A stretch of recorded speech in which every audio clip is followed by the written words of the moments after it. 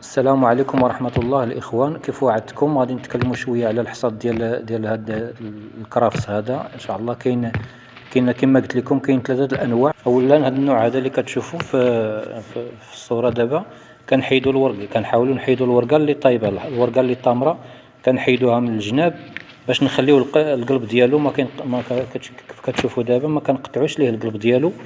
كتجي الربطه مجموعه شويه كما كتشفتوا دابا، كتجي الربطه شويه مجموعه. هاد الربطه هذه دابا كتمشى شويه في السوق، وبهذه الطريقه هذه هاد القلب هذا كيبقى يعني 15 يوم.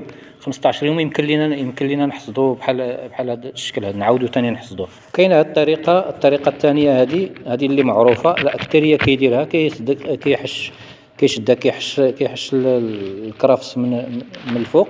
الصراحه انا ما كتعجبنيش هذه القضيه. اولا كتشتت لك الكرافس، كيتشتت داكشي الصغير فيه كيتشتت يعني، وكتكون الربطه شويه مشوهه. وثانيا كتنقص واحد شويه في بالنسبه للعمر. دابا هذاك اللي قطعتيه انت كتشوفوا الربطه كي دايره كتكون مشوهه شي شويه.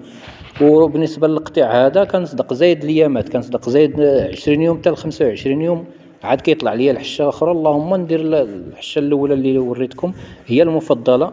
اما الطريقه الثالثه ديال الحصاد، وهي هذه اللي غادي تشوفوها، هذه بالنسبه لهذه الطريقه هذه هي الصراحه مزيانه بالنسبه للتسويق، مزيانه وكتعطي منظر زوين وكتكون الربطه ديالو يا سلام. ولكن المشكله ديال سميتو وهو ان الا درتي بحال هذه العمليه هذه غير ودع هذاك الكراس هذاك، انت كتحيدو من الجدر وفعلا كيخلف، ولكن كيخلف لك في واحد المده ديال شهر ونص حتى لشهرين عادي. يمكن له يعطيك ثاني، ولكن ما يعطيكش كيف الجوده الاولى، كيعطيك واحد الجوده ناقصه. وهذه غير معلومات بسيطه كنبغوا نحاولوا، كاين الناس اللي كيعرفوها ولكن كنبغوا نحاولوا نوصلوها الناس اللي مازال ما عارفاش. وربي يوفق الجميع ان شاء الله رب العالمين.